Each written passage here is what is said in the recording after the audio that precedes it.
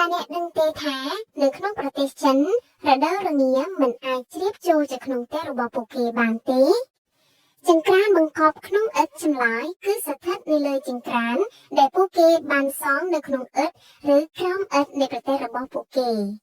ការរចនាចង្ក្រានទាំងនេះត្រូវបានរចនាឡើងដើម្បីឲ្យនៅពេលដែលភ្លើងត្រូវបានបង្កាត់កម្ដៅនិងផ្សែងមិនហុយចេញតែខាងក្រៅភ្លាមៗនោះទេ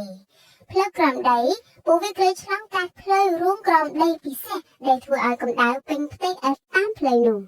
ច្រកចេញផ្សែងជាចុងក្រោយផ្សែងនឹងចេញតាមបំពង់ផ្សែងអត្ថប្រយោជន៍គ្មានផ្សែងបន្ទប់មិនពេញដោយផ្សែងទេគ្មានភាពត្រជាក់ហើយក៏មិនមានអារម្មណ៍ត្រជាក់ដែរប្រព័ន្ធកម្ដៅក្រោមឥដ្ឋនេះត្រូវបានគេស្គាល់ថាជាខាងហើយជាវិធីសាស្ត្របុរាណដ៏ឆ្លាតវៃមួយដែលជួយឲ្យប្រជាជនចិនរស់នៅដោយកក់ក្ដៅនៅក្នុងរដូវរងាដ៏ត្រជាក់សូមអរគុណសម្រាប់ការទស្សនាចុច like និង share ដើម្បីទទួលបានវីដេអូជាច្រើនទៀត